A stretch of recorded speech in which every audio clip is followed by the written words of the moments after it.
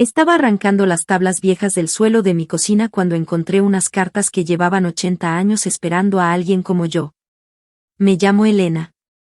Mi marido Miguel y yo compramos nuestra casa hace 3 años, una antigua casa de 2 plantas en la calle del Abedul que necesitaba todo, el tipo de casa que los agentes inmobiliarios describen como que tiene buena estructura y que los propietarios describen como un pozo sin fondo. Y la quisimos de todas formas por la cocina grande y las ventanas altas y el jardín que alguien había cuidado claramente con mucho mimo hace mucho tiempo. Sabíamos desde el principio que necesitaría renovación. Solo no sabíamos que la renovación cambiaría nuestras vidas de una manera que no tenía nada que ver con los azulejos de la cocina ni las ventanas nuevas ni el baño que habíamos estado planeando durante 2 años. Era un martes en marzo.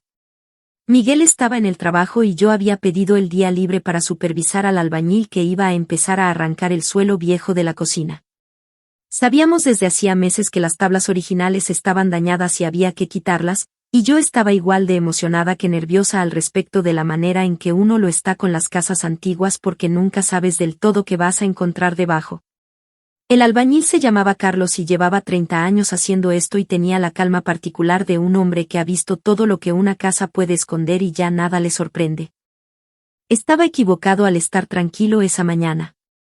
Estaba en la habitación de al lado haciendo café cuando Carlos me llamó. No urgentemente, no con alarma, solo, oye, ven a ver esto, en un tono que era más curioso que preocupado.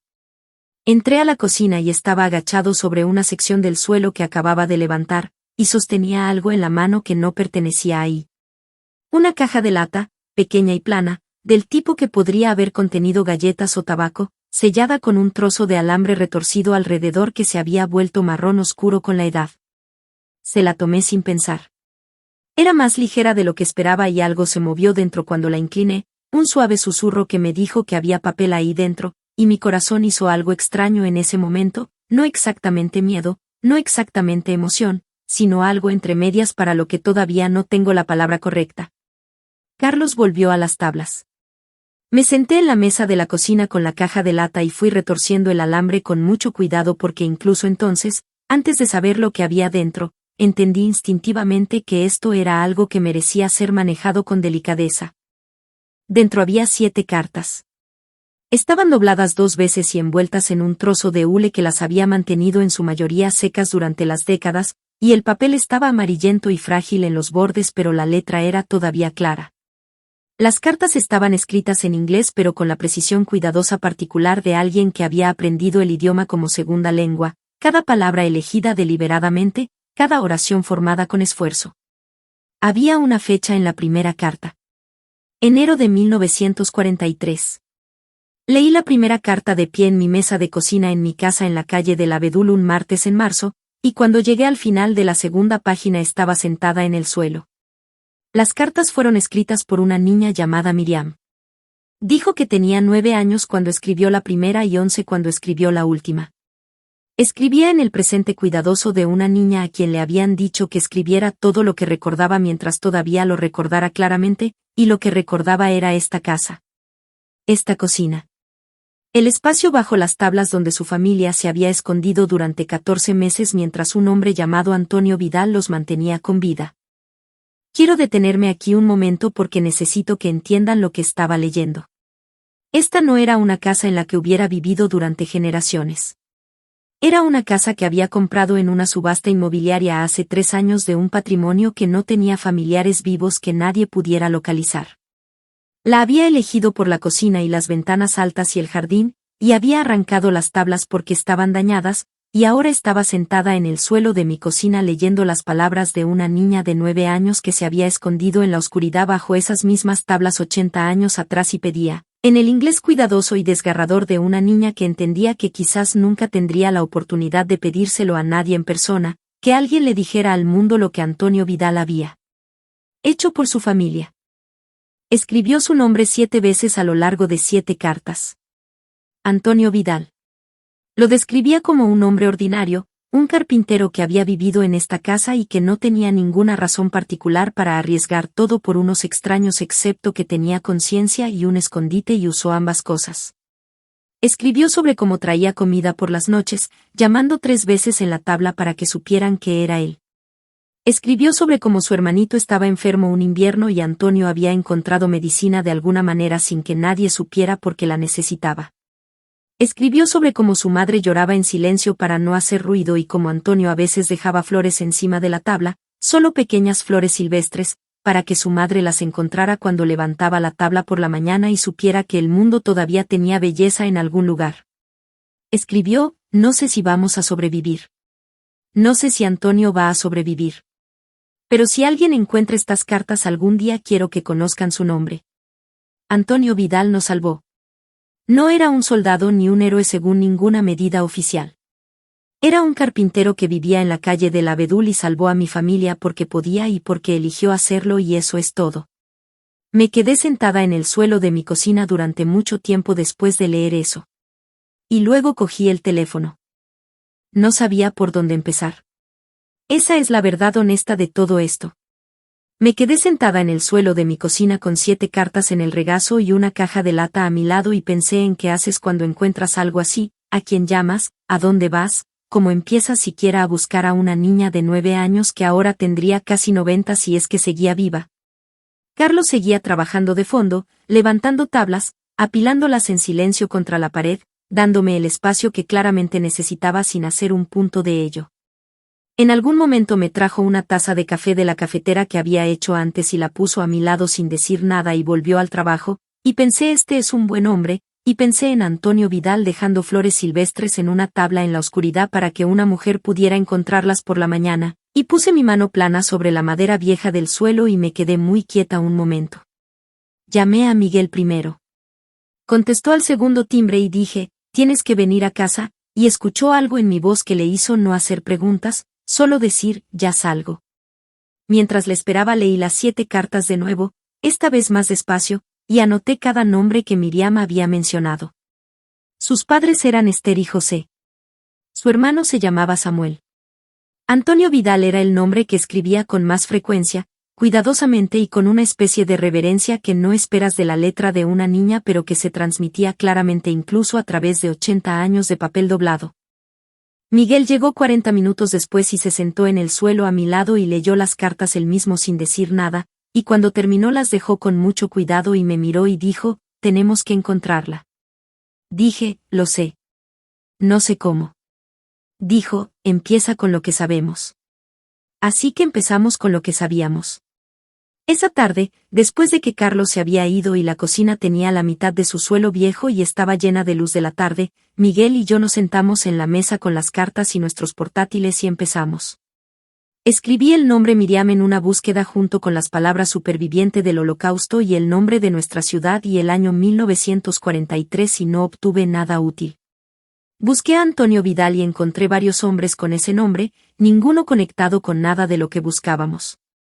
Busqué la dirección de nuestra casa en registros históricos y encontré documentos de propiedad que se remontaban décadas atrás pero nada que mencionara a un carpintero o a una familia escondida o cualquier cosa que conectara con lo que describían esas cartas.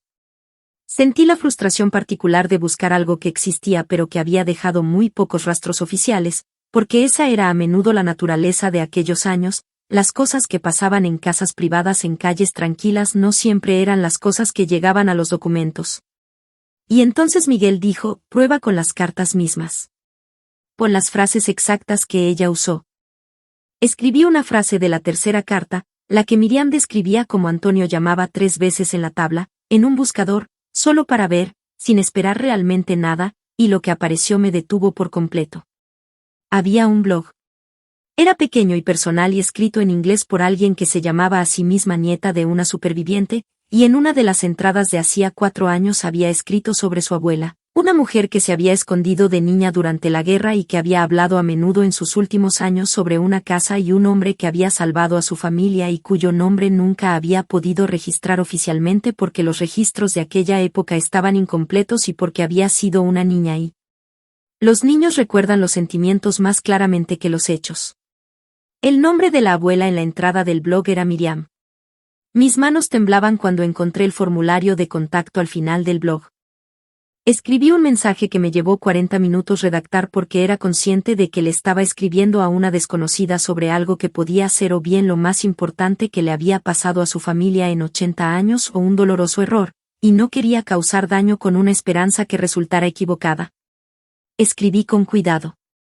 Dije que había encontrado cartas bajo las tablas del suelo de una casa que estaba renovando, que las cartas estaban firmadas por una niña llamada Miriam, que estaban fechadas en 1943, y que contenían una petición de contarle al mundo sobre alguien llamado Antonio Vidal.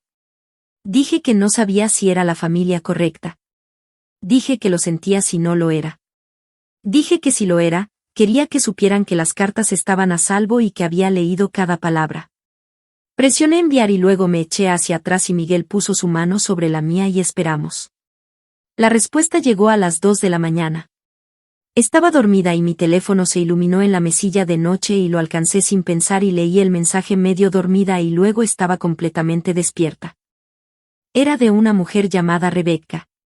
Decía que el nombre de su abuela era Miriam y que había nacido en 1934, lo cual la habría hecho tener 9 años en 1943 y que había vivido en nuestra ciudad durante la guerra y que había hablado toda su vida sobre las cartas que había escondido bajo el suelo de una casa en una calle cuyo nombre nunca podía recordar del todo, y que siempre había creído que nadie las encontraría nunca, y que tenía 90 años ahora y seguía viva. Y Rebeca escribía: «Mi abuela va a querer hablar contigo».